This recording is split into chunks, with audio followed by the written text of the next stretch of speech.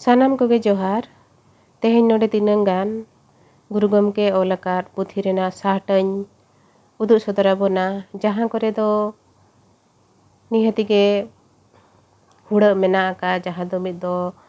ᱴᱟইᱯᱤᱝ mistake ᱠᱟᱱᱟ, ᱵᱟᱝᱠᱷᱟन ᱫᱚ ᱪᱮᱫ ᱞᱮᱠᱟ ᱠᱟᱛᱮ ᱚᱱᱟ ᱠᱚᱨᱮ ᱟᱹᱲᱟᱹ ᱨᱮᱱᱟᱜ ᱦᱩᱲᱟᱹᱜ ᱢᱮᱱᱟᱜ ᱟᱠᱟᱫ। ᱟᱫᱚ ᱜᱩᱨᱩ ᱜᱚᱢᱠᱮᱭᱟᱜ ᱯᱩᱛᱷᱤ ᱠᱚᱫᱚ ᱡᱚᱛᱚ ᱥᱤᱞᱟᱵᱚᱥ ᱨᱮ ᱢᱮᱱᱟᱜ ᱟᱠᱟᱫ ᱠᱷᱟᱹᱛᱤᱨ te ᱮᱰᱩᱠᱮᱥᱚᱱ ᱥᱤᱞᱟᱵᱚᱥ ᱨᱮ ᱢᱮᱱᱟᱜ ᱠᱷᱟᱹᱛᱤᱨ te ᱚᱱᱟ ᱠᱚᱫᱚ ᱢᱤᱢᱤᱫᱴᱟᱝ ᱟᱹᱲᱟᱹ ᱨᱮᱱᱟᱜ ᱜᱟᱞᱟᱝ ᱜᱟᱵᱟᱱ ᱡᱟᱦᱟᱸ ᱞᱮᱠᱟ ᱜᱩᱨᱩ ᱜᱚᱢᱠᱮ ᱜᱟᱞᱟᱝ ᱜᱟᱵᱟᱱ ᱦᱚᱴᱚ ᱟᱠᱟᱫ ᱚᱱᱠᱟᱜᱮ ᱛᱟᱦᱮᱱ ᱠᱷᱟᱱ ᱫᱚ ᱜᱩᱨᱩ ᱜᱚᱢᱠᱮ ᱡᱟᱦᱟᱸ ᱢᱤᱫᱴᱟᱝ ᱚᱱᱟ ᱟᱹᱲᱟᱹ ᱦᱚᱛᱮᱛᱮ ᱡᱟᱦᱟᱸ ᱢᱤᱫᱴᱟᱝ ᱢᱮᱥᱮᱡ ᱮᱢ ᱥᱟᱱᱟᱭᱮ ᱠᱟᱱᱟ ᱥᱮ ᱡᱟᱦᱟᱸ ᱢᱮᱱᱮᱫ ᱥᱚᱫᱚᱨ ᱥᱟᱱᱟᱭᱮ ᱠᱟᱱᱟ ᱚᱱᱟ ᱵᱟᱝ ᱦᱟᱱᱛᱮ ᱱᱟᱛᱮᱜᱼᱟ। ᱟᱫᱚ ᱞᱟᱦᱟ ᱛᱮᱱᱟᱜ ᱡᱟᱦᱟᱸ ᱢᱟᱨᱮ ᱯᱩᱛᱷᱤ ᱠᱚ ᱛᱟᱦᱮᱸ ᱠᱟᱱᱟ ᱚᱱᱟ ᱠᱚᱨᱮ ᱫᱚ ᱵᱷᱮᱜᱟᱨ ᱜᱮ ᱚᱞ ᱟᱠᱟᱱ ᱞᱮᱠᱟ, ᱟᱨ ᱱᱚᱣᱟ ᱠᱚ ᱛᱤᱱᱟᱹᱜ ᱜᱟᱱ ᱱᱚᱰᱮ ᱥᱟᱦᱴᱟᱧ ᱫᱮᱠᱷᱟᱣ ᱟᱵᱚ ᱠᱟᱱᱟ ᱱᱚᱣᱟ ᱠᱚᱨᱮ ᱯᱟᱲᱦᱟᱣ ᱛᱮᱜᱮ ᱵᱟᱰᱟᱭᱚᱜ ᱠᱟᱱᱟ ᱡᱮ ᱚᱱᱟ ᱟᱹᱲᱟᱹ ᱠᱚᱫᱚ ᱩᱱᱠᱩ ᱴᱟᱭᱤᱯ ᱛᱮᱜᱮ ᱠᱚ ᱢᱤᱥᱴᱮᱠ ᱠᱟᱜᱼᱟ। ᱟᱫᱚ ᱡᱟᱦᱟᱸᱭ ko ᱱᱚᱣᱟ ᱯᱩᱛᱷᱤ ᱠᱚᱠᱚ ᱪᱷᱟᱯᱟᱭᱮᱫ ᱛᱟᱵᱚᱱᱟ ᱥᱮᱠᱚ ᱵᱮᱱᱟᱣᱮᱫᱼᱟ उनको को नसे ध्यान लगती करना चेदा से गुरु गमके जहाँ अड़ को से जहाँ कथा को ऑल सदर हटो का ओना करे दो अड़ी गहिर मेहनत ताहेना और आकवा ओना हुड़ा कमी खातिर ते गुरु गमके अड़ एटागो कान साव सावते आज मिटंग जहाँ मैसेज एम सना कदे ओना हो आदो कना ओना खातिर ते नोडे तिनंग गार साहटाइन सदरा बना पढ़ावा बुनई देखा बुनई जाते जहाँ को नवा पुथी को प्रिंट या उनको निया तायम ओना करे ध्यान को एमा मा और नवा को खातिर ते पठुआ को होडी को एटकेटोणे कना ओका दो ठीका ओका दो बांग ठीका मेनते उनको को आलो को एटकेटोणे मा और बई बई ते अड़ को एटा इदी कना जहाँ खातिर जहाँ मिटंग सरी जिनिस तान रिया कथा ओना को दो आदो तायम दो बदल इदी कना बदल इदी लेन खान दो जहाँ मिटंग सरी जिनिस करा से जहाँ मिटंग ओरिजिनल जिनिस कना ओना दो आदो बई बई ते एटा इदिया ओना खातिर ते नुआ कोरे दो अडी गान गे ध्यान दो हुई बना देलान खा ओना गे तिनंग गान साहटा नोडे उदु सदरा बना नुआ साहटा रे जहाँ ओल कना ओना बन पढ़ावा आ तिनंग गान अड़ तो ना हुड़ा गे मेनते नेलो कना ओना को बन नेल सोजेया नोडे ओला कना हास जीवी किन नुडव राका हास जीवी किन नुडव नाणगोन नोडे जहाँ हास जीवी किन दोसर लाइन रे जहाँ ओला कना ओना जीवी ओना हो मिडंग टाइप जो हो हुड़ा कना दारे रेकिन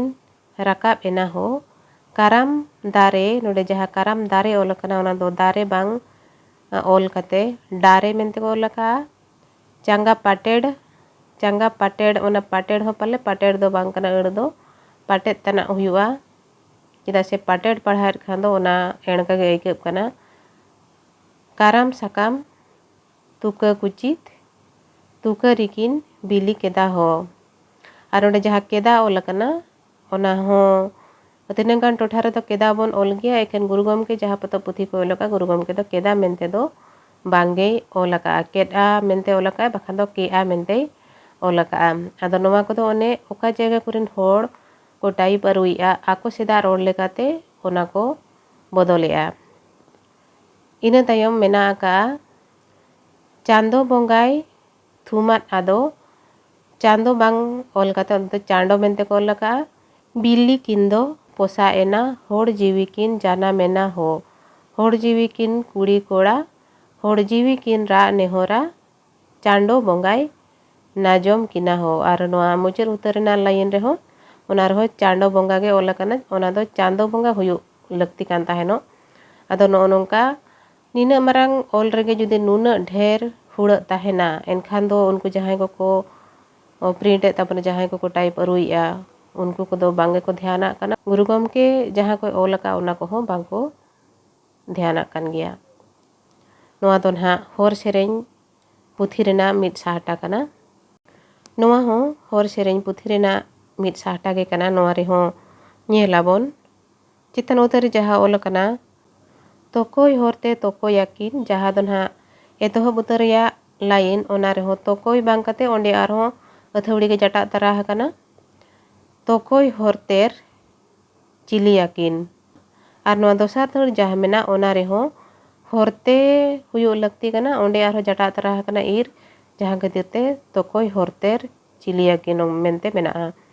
होर माड़ांकिन रोड माड़ांकिन हो तोका रोड गे सरिया दो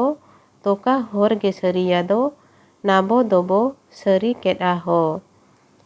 चांदो रोड़ते हापड़ाम किन चांदो होरते पिलचुंग किन मोर माड़ांग किन रोड़ माड़ांग किन हो।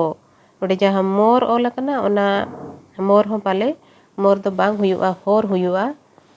आर नोडे दो मोर ओल कना। योना रोड़गे रोड़ दो सरी योना होरगे होर दो सरी याबो दोबो सरी केदा हो।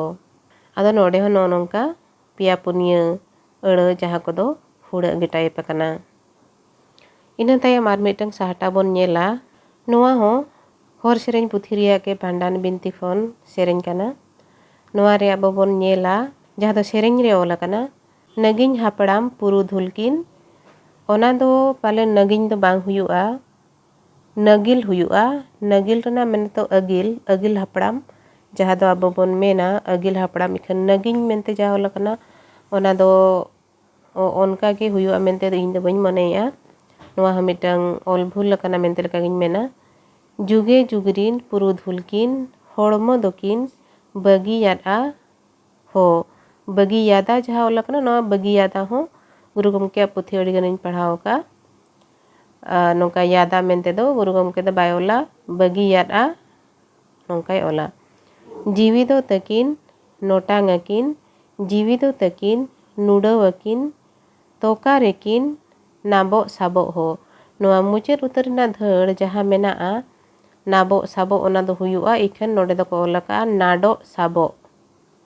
चिदा से नाबो साबो अड़ दो अड़ियान पुथीरे गुरु गमके पढ़ाओ ᱧᱟᱢ कना आर नोडे दो नाबो साबो बांग ओल कते नाडो साबो को ओल का। आदो नो नोंका जुदी हुड़ा ताहेना पठुआ को दो चेद को चेदोआ आर पठुआ को दो जहाँ लेका ओल कना उनका को चेदोआ। जहाँ खातिर ते गुरु गमके जहाँ ओल ओना को बे बेते हुड़ा इदिया आर ओना कोरेना ठौका मेनेत होठेन बांग सेटेरोआ। उनका गे नोआ बोन नेला नोआ दो हुयुग कना परसी ओपात पुथी रेना मिट साहटा रेना तिनंगान ओल नोआ रे ओल कना काटा ताई बिली इदी कना खान डाक्टर दो ओना काटा दो ठिटड़ा ठेने गेट गंडिज काटा। नोडे जहाँ ठिटड़ा मिटंग अड़ कना ओना हो ठिटड़ा दो बांग ओल कना ओंडे हो चिकी रेना मिसिंग मेना। आदो ओना होय रान बेस काटा आल्हान गोज दो बाय गोज लेना बेसेन गियाई नोडे दो बेसेन गियाई मेनते हुयुग रिया कथा इखन ओला कना बेस एन गिया जहाँ दो मिटंग अड़ गे बनु आना नोंकान आड़ांग अड़ दो ओंडे दो हुयुआ बेसेन गियाई मेनखान एने मिटंग काटा दोय आट के ताया मिटंग जहाँ ओला कना नोडे हो हुनंग गहला टुडा हुयुग रिया कथा ओने उन दिने अचड़ी कान ताहें दो ओना रिया आर्जो ᱧᱟᱢ केदा। नोडे जहाँ आर्जो ओल कना ओना दो आर्जो दो बांग हुयुआ ओरजो मेनते हुयुआ मेनते ᱧᱟᱢ मेन दो। आदो नोडे जहाँ आर्जो ओल कना ओना दो हुड़ा गे टाइप कना मेनतिन मेना चिदा से अयत रे मिटंग जहाँ चोरक आंजमो कथा ओना दो नोडे दो बांग हिजुग कना। आर मुचेद उतर रे से लतार उतर रे जहाँ धड़ मेना ओना रे ओल कना आपे तो आल्हान लेका दो आलोपे अचड़िया। नोआ धड़ रे हो जहाँ लेका दो मेनते ओल कना ओना लेका दो बांग ओल पुराव कना ओंडे हो चिकी रेना मिसिंग मेना का। आदो जहाँ पठुआ को नोआ करे खन को चेदोआ उनको दो कटी को मुश्किल कान गिया आर जहाँ को लाहा खन रोड को बड़ाय उनको तो को पढ़ाव सोजे गया इखन जहाँ को ओल करे खन के रोड को चेदोग कना एनखान उनको तो अड़ी जोर को मुश्किलोआ। ओना खातिर ते नोआ करे आबो ध्यान एमा लगती कना अड़ी जोर गे जहाँ को नोआ बही को बोन प्रिंट या। आरो उनका गे बिदु चांदन नेहर सेरेñ बोन नेला नोआ नोडे दो ना पिया पुथी रेना ओलिन सदराबो कना नोआ सेरेñ दो पिया पुथी रे ओल कना पिया पुथी जाक रेगे भेगार भेगार ओल कना जहाँ खातिर ते नोआ को जहाँ को सेरेñ से पठुआ को ठेन हो उनको को हो अड़ी को एटकेटोणे कना। नोडे आबो बोन नेला एतोहो माना ठीक गया जोहार जोहार बिदु चांदान गुण बिरद चचालकिन ओल बिरद ज्ञान चचालकिन। दोसर खोदरे हुयुग कना अबिना दाया मायाते सियान को ध्यानो कान देसे इन्हो दिशा एमाइन बिन बुद्धि ज्ञान खाटो गेतिन धी दाड़े बाले गेतिन देसे इन्हों आकिल एमाइन बिन। और मुचाद खुतरे ओल आकाना मने आलो एटागो मा मने मेतिन बुसाड़ो मा बुगी बड़ी जतो नेल ᱧᱟᱢ मा। आदो नोडे जहा आरा रंगते गारा काना सियान को ध्यानों कान इखन नोआ लाइन दो आरो एटा पुथी करे दो एटा लेका ओल आकाना। आर नोडे लातारे जहा देसे इन्हों आकिल एमाइन बिन नोंका जहा ओल आकाना ओना करे दो गहले टुडा हुयु लगती काना इखन गहले टुडा बांको एम आकाद खातिर ते ओना अड़ा कोरेना आड़ांग दो भेगारोआ। आर जहां को नोआ करे खन को चेदोआ उनको दो उनकागे बिना गहले आड़ांग को चेदोआ। उनकागे लातार उतरे जहा आरा रंग ते गारा काना बाड़िज मेनते ओल आकाना बाड़िज हो बांगा ओंडे हो गहले टुडा हुयु लगती बड़िज। आदो नो नोंका नोआ को भेगारो काना। इना तायम नोडे आर मिटंग साहटा बन नेलेआ नोआ दो बिदु चांदा नेहर सेरेंज रेना गे इखन आर मिटंग पुथी रेना काना। नोआ रे ओल आकाना आबो बन नेल दाड़ेया काना रेड रंग ते से आरा रंग ते अंडरलाइन काना बुद्धि गियान खाटो गेतिन दिल दाड़े बाले गेतिन देसे इन्हों दिशा एमाइन बिन। मिमिटंग पुथी रे दो धी दाड़े मेनते ओल आकाना आदो नोडे दो दिल दाड़े मेनते ना बन नेलेआ। उनका के लातारे ओल आकाना अबिना दाया मायाते चियोन होड़ को नयनों कान। एनखान ओडे चियोन होड़ को नयनों कान नोआ दो आरो काखन को अगु किया चियोन नयन नोंकान अड़गे तो बनुआ का जहा दो हितल पुथी जहा दो ना गुरु गमके अडी मारे पुथी इनठन मेना आका आरा रंग ते ओल आकाना ओना दो हुयु काना छियान को नयानों कान। इखन नोडे दो चियोन होड़ को नयनों कान। नोना मिटंग नोडे भेगार बन नेल दाड़िया देसे इन्हों अकिल इमाइन बिन मने आलो एटागो मा मने मेतिन बुसाड़ाñ मा आरो नोडे बुसाड़ाñ मेनते ओल आकाना। मिमिटंग पुथी रे दो बुसाड़ो मा मेनते ओल आकाना बुगी बड़ी जेतिन नेल ᱧᱟᱢ मा। एटा पुथी करे दो ओल आकाना बुगी बड़ी जतो नेल ᱧᱟᱢ मा। हाना करे दो जतो नोडे दो जेते मेनते ओल आकाना। आदो नोआ कोगे जहां को नेले ताबोना पे नोआ वीडियो को का को गानों काना बांग गानों काना ओना को आपे को उइहर ताबो पे। आर नोआ दो ना हितल पुथी जहा दो इनठन मेना का अडी मारे पुथी काना। हितल पुथी दो एतहब खन गे आरा कड़ी ते टाइप काना। आर नेतार जहां गे हितल पुथी को टाइप या से को प्रिंट या उनको दो ओना दो हेंदे कड़ी तेगे को प्रिंट का करना। इखन हितल पुथी दो मिटंग धरम पुथी मेनते बन मनावा ओना सावते बोंगा बुरु इदी कते हो ओल आकान खातिर ते बोंगा बुरु को कथा जहां रे ओलवा ओना को दो आरा रंग ते से आरा कड़ी ते ओलगे बेसा। आदो नोआ रे जहां ओल आकाना इन दो ना नोआ सेरेंज दो गिद्रे खनिन आंजम अगु का नोंका गे नाइन चेद का जोहार जोहार बिदु चांदान गुण बिद्दे चचालकिन ओल बिद्दे गेयान चचालकिन बुद्धि गियान खाटो गेतिन धी दाड़े बाले गेतिन देसे इन्हों दिशा एमाइन बिन अबिना दाया मायाते छियान को नयानों कान देसे इन्हों अकिल एमाइन बिन मने आलो एटागो मा मने मेतिन बुसाड़ो मा बुगी बड़ी जतोñ नेल ᱧᱟᱢ मा। जोहार के बिदु चांदान जोड़ तिते नेहर आतांग बिन। आदो नोडे जहा ओल आकाना नोआ को दो ठीक का मेंदिन मनेया इखन आरहो लाहाते जहा बारिया साहटाñ देखात बोना ओना दो एटा एटा पुथी रेना साहटा काना। ओना रे दो ओने उनका आरहो भेगार भेगार ओल आकाना जहां खातिर ते नितो जहां को सेरेंया उनको को हो मन कुसी आको लेकाते को सेरेंज जोंग कान साव सावते पठुआ को दो पूरा को अर्जव चाबा हाकाना। तिनंगान गिद्रा इनको कुलिंग गया नोआरे नोंका ओल आकाना नोआरे नोंका ओल आकाना ओका दो ठीका। इखन नितो जुदी उनको जहा आपनार दो नोआ ठीका मेनतेम सदोराया उनको ओना हो बांको माना बताया चेदा से ओना को भितरी रे आको आरो ओका जुगो कुसी कावा। आदो नो नोंका ओल काते ओना को हुड़गो कना नोडे जहां दिखाव का बोना नोडे ओल को दो ठीक गया मेनती मने रे हो इखन नोडे खोद रेना लाइन को जहां लेका हुयो लगती उनका दो बांग ताहे काते नोडे हो लाइन को हानते नाते अर्जव कना। जहां खातिर जहां को नावा ते को चेदो उनको दो ओका लाइन दो ओका साव को सेरेंया ओना हको आदो कना। नो नोंका एटकेटोणे बोन नेलेआ ओनाते नोडे दो नोआ हुई लई तरा बो कना जे जहां को हितल पुथी को प्रिंट अरुइआ उनको दो गुरु गमकेया पुथी जहाँ दो अड़ी मारेना एतोहब ऑक्तो करे जहाँ प्रिंट लेन तहनो ओना करे खोने को टाइप अरुइमा और जहाँ ये को प्रिंट या उनको दो आरा अड़ी तेगे को प्रिंट मा चेदा से नोआ को दो बोंगा बुरु को कथा ऑल सदरकान खातिर ते नौकाना पुथी को दो आरा अड़ी ते को प्रिंटा ओना साउते हितल रना आर मिटन कथा नोडे मुचारिंग लई तरया ओना दो हुयुग कना राहा हितल रे जहाँ ऑल कना आबो लासाण हेड गे धर्म नोआ जहाँ मिटन बो सेरेन्या नोआ अडिगान टोठा रेगे मिटन राहा ते को सेरेन्या इखन मिमिट टोठा रे का करे दो